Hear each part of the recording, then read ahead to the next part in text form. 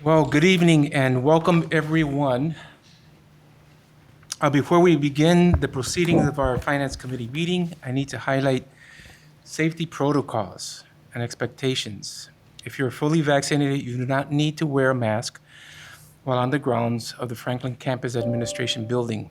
Individuals who are not fully vaccinated are required to wear a mask. Public comment cards and meeting agendas are located on the tables within the board chambers at both entrances over here. Once you fill out a comment card, please submit this in the drop box next to the comment cards. Our board assistant, Ms. Julie, will collect the cards and then we'll call for public comment. I'll call on each individual one at a time to address the board at the presentation table. On behalf of our administration and Finance Committee, thank you for being here in attendance with us. And are there any public comments? I see that there's none, and so we can proceed. Larry? Great. Good evening, Reverend Matias and committee members. As we just talked, a very short agenda. The first being the purchasing agenda. And I will throw it up here on the screen. Really just some, I'm going to call it typical purchases. We're renewing the lease with the museum at the museum school. In that first section there, map licenses, and then assessment library for the special ed department. And then renewal of software licensing of the support materials there. That's our infrastructure and maintenance incident tracking software. Bulking up on some of the supplies we need as we begin the school year here in about a month. Copy paper and paper products, tissue, paper towels, etc. And then a Smart Zone grant, which we're still spending on for Innovation Central High School, purchase materials there. And device chargers for classroom charging cards for all the buildings district-wide at a cost of $351,000. And Esther, some of our Esther Fund will be used for that purchase from Dell. So that's nothing on the building and site, although we intend to bring to the board next Monday's meeting. We have a couple of things that will need their approval because time is of the essence. One being a construction program for out here, right, Long? The boilers for the campus elementary school. Yeah, we just got to get the bids in. We're firming those things up. So there'll be a couple of things to bring to the board directly on Monday, this August 2nd, our next board meeting. Any questions on? I just have a wondering. And Sure. A while back, we were issuing, I guess, building-based budgets, and they were allowed to buy their own supplies. Have we centralized that again? I see we're buying a lot of paper. Well, some of those big bulk purchases we have centralized. In fact, there's some discussion going on right now internally. We haven't landed on anything yet. To provide some additional funding for the buildings with ESSER funds for more specific classroom supplies. What we buy centrally, it's bulk stuff that all the buildings use. And we are required, obviously, by law, to provide some supplies for basic for the classroom, like paper and pencil, those kinds of things. But for special and extra stuff, we're discussing right now making available additional funding for the teachers to use to bulk that operative, do their classroom the way they'd like to customize it that way. So in answering my question or wonder, are we moving towards centralized purchasing of supplies for buildings? We never really moved away from it, Dr. Flores. Okay. So, yeah. Because I know at one point they were going out and buying at Office Max and at Office Depot and buying their own stuff. Yeah, and it happened in what was called emergency purchases, but that became too frequent. Mm-hmm. And so we put some additional controls the last couple of years on that, and also in terms of approval, and looked at our purchasing card distribution because it was getting out of control. Okay. And we can always, it's a matter of through our central purchasing department, we can buy all this stuff. The issue is people got to plan for it. And, Right. they know they need this stuff, but all of a sudden, this day before they need it, oh crap, I need this stuff. They didn't plan ahead of time. Now it becomes an emergency. So part of it's an educational process. We talk about it when the teachers, that those week they come back before school starts. We have all these, some professional development takes place there. I also always do a presentation to them on these kinds of things and make them aware, as well as keep the principals in the loop about those kinds of things. We like to do as much as we can through central purchasing because we get better pricing that way. Exactly. But it takes planning on the part of our staff to do that. So Thank you. That Yeah. was the crux of my Yeah. my question and wonder. Sorry. Yeah, 'cause- long 'cause answer we for- do buy Yes. more. We Yes. buy at a better price when we buy in bulk absolutely. in a centralized fashion. And so, Absolutely, yeah. and I remember when we had that come up a while back, I really questioned that. But thank you. Yeah, we had a challenge, you may recall, this past year, I think we talked about it, where schools, buildings wanted to buy their own customized face masks. All of a sudden, I'm getting these requests, I'm going to go to Sam's Club and get these. I said, no. So we put a communication to all the buildings, if you want customized face masks, please send to me your school building, how many you need. We ended up doing, and Diane went and got it priced, a couple of vendors centrally, and we got a set price, not only for those folks that wanted at that point. I mean, I can't remember how many buildings, but in the future, that price per mask was held going forward. So we didn't do it that way. They've been all over the place. So, and that also ensures a quality. Sometimes individuals just want to go get the cheapest thing, which isn't always the best quality, as you know. So. Similar question. Yeah. Just, since we're going to get probably more scrutiny for our Esther Fund. Yes. I like the way this is, it's the way you always do it, tell us Yeah. where the money's coming from, but, I think we just got another email today from Chamber of Commerce or something. At some point, one comment, one question. One, the question is, when we spend money related to hiring, it won't necessarily come through the finance committee. So the personnel that are hired to do, that would come through. That's correct. Yeah, so we wouldn't necessarily, but you are keeping track of when a position is funded by ESSER funding, et cetera, so. Well, yeah, and as I mentioned in our ESSER discussions last week in particular, and with the board prior to that, there's very few new positions we're funding with ESSER dollars because of the issue of the sustainability. So, but yeah, that's. But there's some tutoring.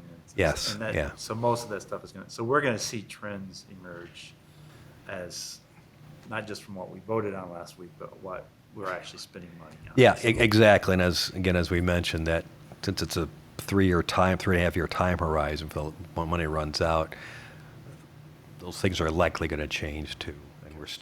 And there isn't a update on this agenda tonight because nothing has changed since last Monday. We've still got no guidance from the state on any of this process. So it's the same as it was last Monday at the work session, or at the public session, sorry. Yeah, and along the lines of what Dr.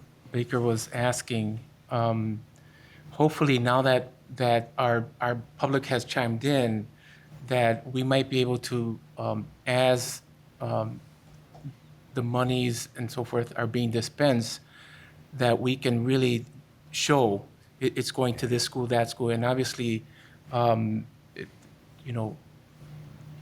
equity it goes where it's needed, not necessarily dollar for dollar. That's correct. And just That's so correct. that's transparent in how we're spending that money and how each building, along with the cabinet, is really looking at how each of our schools is hopefully making that push towards reducing learning loss and so forth according to its need, but also how spending-wise we're trying to get the best bang for That's the correct. opportunities. That's correct. So Yes. we're going to see something like that coming forward. Yeah, I mean, Okay. the next step, and I don't recall if Dr. Obey talked about it in a letter to you folks last week, but we still have our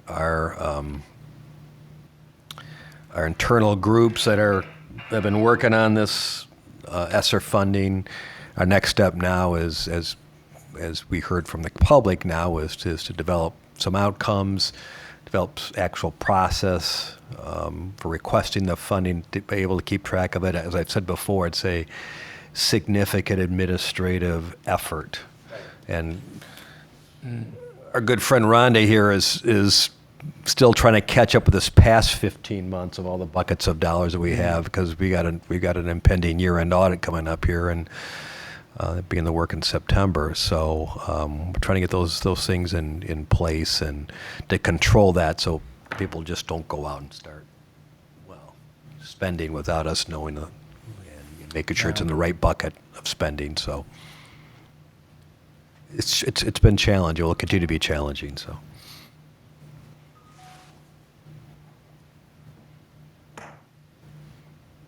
So you need a motion from Motion us. to approve this and move it to the full board. Yes, thank you. So moved. All in favor, say aye. Aye. And also, Jen Shaki was not able to be here, so she was excused. Yeah, great. Motion. Under the report section, as I mentioned at last month's meeting, we don't bring a June financial because we're in the process right now of closing out the year end, and it would just be premature to bring that because there's still a lot of adjustments to go on as we get ready to begin our year-end audit, as I mentioned. So that'll be coming at a later date. Bond construction update. Long? Good evening, Reverend Matias and committee members. Ottawa Hills, we had a 10-month warranty walk today.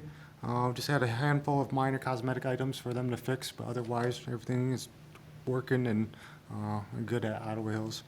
Southwest project closeout is ongoing. The waterproofing that we completed a few months ago, there are some leaks, and we think we narrowed it down to a specific area, and we're working on a solution for that right now. Union, the project is currently 84% complete, still with the targeted completion of December 2021. Contractors are full speed ahead in the non-renovated classrooms on the second floor and all the center portion of the first floor, including the cafeteria and all the rooms outside of the media center. All the construction on the north wall that we discussed before has been going well, and we're on schedule to turn that space over, the entire space over, before school starts on the 24th. Furniture started arriving last week and continuing this week, and we're starting on installing all the furniture in the offices first and then all the classrooms. So some of it's going to wait till the last week before school starts to get furniture in there, but construction is going to be ready by then. Secured entries, we're full speed ahead in construction. We're starting on finishes and buttoning up all the 3 schools requiring office relocations. And then we're going to start focusing on the other 2 schools when the storefronts come in, storefront doors. Congress, Mulek, Shawmut Hills are the ones with the office moving. Kennelshea, North Park are where we're just dividing the corridor up and putting a storefront in there. And then Innovation Central, schematic design package was delivered with a cost estimate, which we're currently reviewing right now. Also last week, the construction manager RFP was posted, and proposals are going to be due August 6th, interviews about mid-August, so that we can get them going before we get into the construction documents of the project. What's the timeline for innovations? Just ballpark. It's probably going to start in the summer, next summer. Maybe some stuff in spring, depending on if we don't interfere with education. And then we're thinking it's going to be 18 months to 2 years, depending on how we phase it. If we do it by floor per floor, or we break it up, but we don't know yet. So we're waiting to get the construction manager on board first. Any other questions? You know, just, these guys have done a tremendous job with all of the balls that you have to carry with a lot of the shortages that have been going on, and getting the things purchased, and it's quite a work. We really appreciate it, especially trying to get it ready for the coming school year, and our kids hopefully will be wowed and excited to be back, and renovated buildings and new supplies and equipment that really hopefully will make education exciting. So appreciate it. Sir.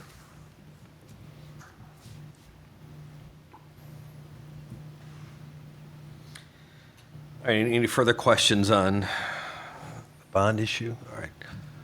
The final agenda item is just an update on the school aid budget, which was signed by the governor actually here in Grand Rapids at East Kentwood, I think 2 weeks ago now. And I'm sure you've seen what ultimately the final, at least some of the details, so just to go over it here. Foundation allowance was increased to $8,700, and that closes the gap between the minimum and the maximum foundation allowance. There still are a few schools, because of hold harmless, that have foundation allowances greater than $8,700, and they are getting an increase also, but by and large, the vast majority of districts in the state now will be $8,700, including us. The budget that the board passed back in June had a 8361 number in there. We had just assumed at that point $250 per student increase, so the 589, so an additional $336 per student. That's in the neighborhood of about $4 million pickup in state aid. If you think back to the budget and the state aid line, you saw was about a $4 million decrease between what we were projecting for the current year we're in versus the 1920 year. So with this increase, $8,700, our state aid money will be about the same as we got in the current year. Pending any significant changes as enrollment. Again, we're still working on getting some of those kids back that left us last year, and any additional folks, any additional kids that we get in terms of enrollment will increase that state revenue. Another positive was on the GSRP, which is a preschool program. There we go. Which hasn't seen an increase in their per child allocation for a number of years.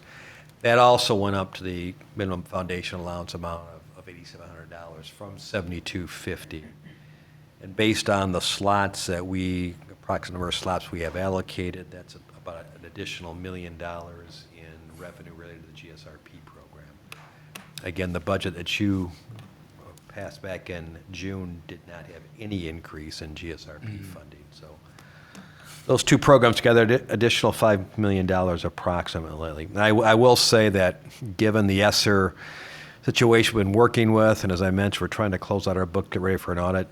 Frankly, Rhonda and I just have not had time to sit down and do an analysis, which we will do at some point in preparation for Amendment 1, but at this point, it's what we know it's been all good news for us, so it's positives. The enrollment, you may moves back to the traditional 90-10 blend, 90% of this October's count, 10% of last February's count. This past year, or the 2021 year, we had you may recall that super blend, which took 75% of the prior year blended count and 25% of this year, the blended count. That protected us from a significant loss in revenue because of the number of students we lost, but that goes back to 90-10.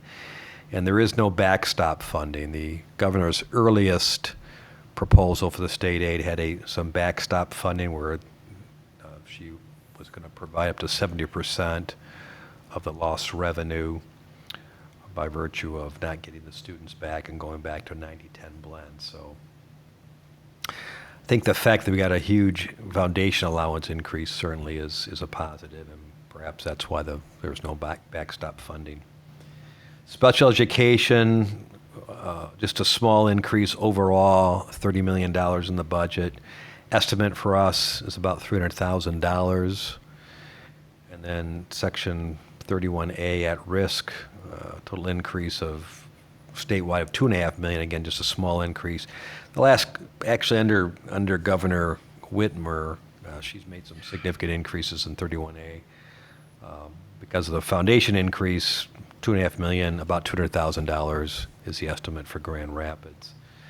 The MIPSers, because of the additional money, they did agree on funding that, increase increased funding of that, of $285.4 million. So that totals $1.7 billion are from the state aid is going into the MIPSers.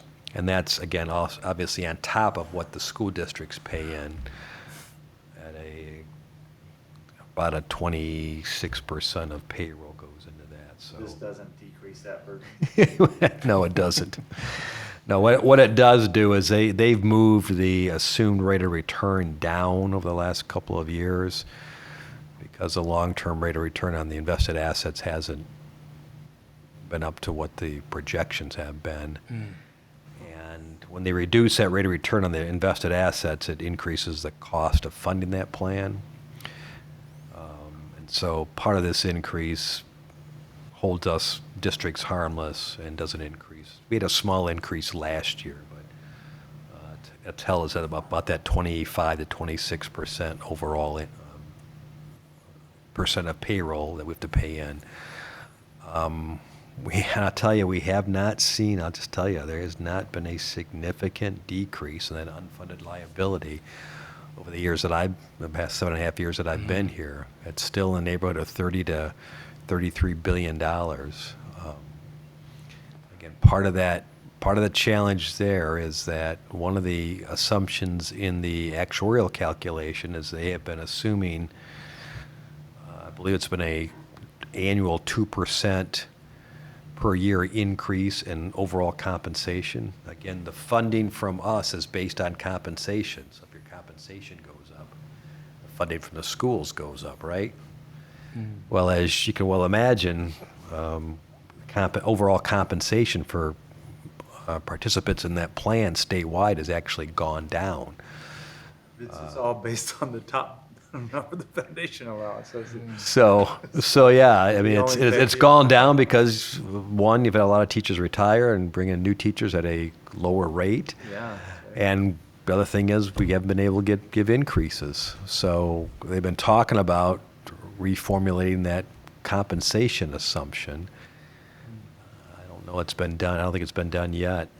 So it's still, so that unfunded liability may actually be more than the $30 to $32 billion, but it's, anyways, those are the highlights. There's a few other obvious, and not a few, there's a lot of other things in there, but in terms of the impact on our district, those are the highlights that are all very positive, and we'll get back into it and at some point, probably January again, bring an amendment to the budget when we have a good sense of what our enrollment is after the October count. So, any other questions on that information?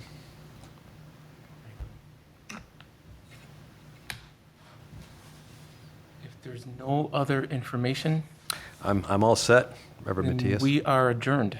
Thank you. Thank you.